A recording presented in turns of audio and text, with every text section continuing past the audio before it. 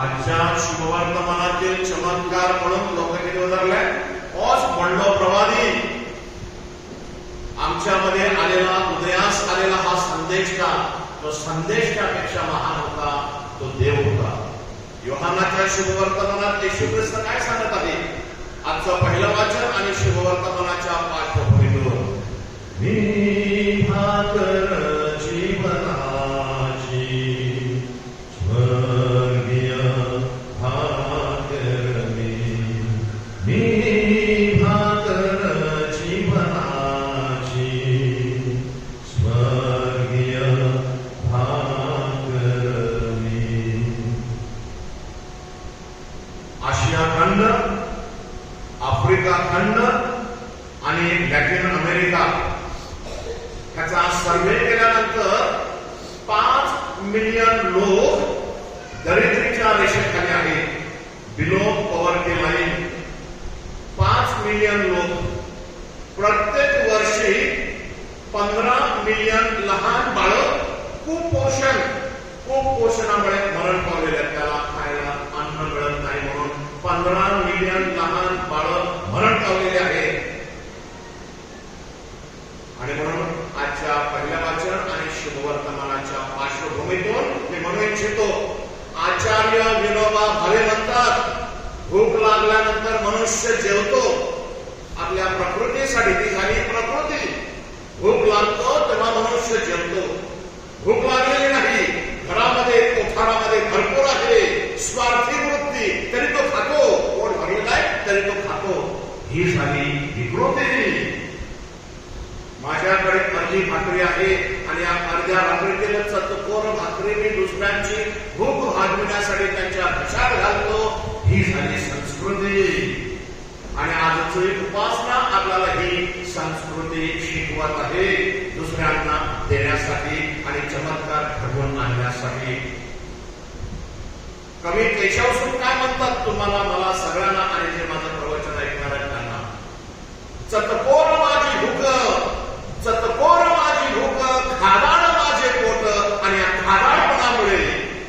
खादाडपणामुळे आपल्या जिभेचे चोचले पुरविण्यासाठी मनुष्याने गरिबांकडे दुर्लक्ष केलेलं आहे. हा एक मोठा अन्याय आहे. होय माझ्या प्रिय बंधू भगिनींनो, आजची उपासना आपल्याला देण्यासाठी शिकवत आहे. पहिल्या वाचनात आपण काय बघतो? राजाचं दुसरं पुस्तक, संदेश का अलिशा 100 जणांना जेवायला घालतो. 20 गव्हाच्या भाकरी आणि गव्हाची कणसं आणि तो चमत्कार घडवून आणतो. त्याच्याही पेक्षा मोठा चमत्कार एलिया भविष्यवाद्याने केलेला होता. तो हॉरेब पर्वतावर जात होता, त्याला भूक लागलेली होती. तो एका विधवेच्या घरात गेलेला होता आणि ती विधवा काय सांगत आहे? माझ्या दुधल्यात थोडंसं तेल आहे आणि माझ्या मडक्यात थोडंसं पीठ आहे. अर्धी भाकरी सुद्धा होणार नाही. ही अर्धी भाकरी त्याच्यात मी 2 तुकडे करणार, एक माझ्या मुलाला देणार, एक मी घेणार आणि आम्ही मरणार. तेवढ्यातच घरात 18-20 पद आली द्या आणि हा पाहुणा म्हणून गेलेला आहे. मला भूक लागलेली आहे, मला काहीतरी दे. आणि ती विधवा असून तिची संस्कृती काय होती? तिने अर्ध्या भाकरीचे 3 तुकडे केले आणि अलिशाला 1 तुकडा दिला, 1 तुकडा मुलाला दिला, 1 तुकडा तिने खाल्ला.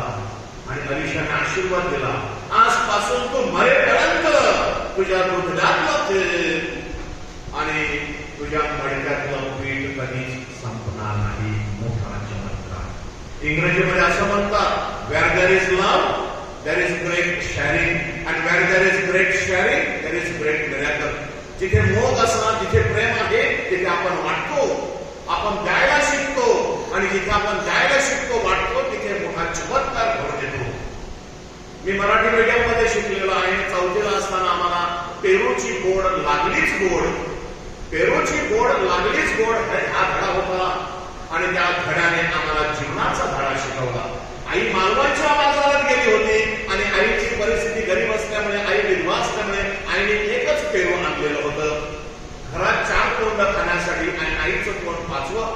आईने त्या पेरूचे 4 फोडी केल्या आणि प्रत्येक मुलाला दिल्या. आईकडे काहीच नव्हतं. मुलाने एकामेकाकडे बघितलं आणि मुलाने आईकडे बघितलं आणि मुलाने आपल्याला मिळालेली जी फोड होती त्याचे 2-2 तुकडे केले. आणि मुलाकडे 4 तुकडे झाले आणि 4 तुकडे आईकडे झाले. कुटुंबामधला हा एक चमत्कार.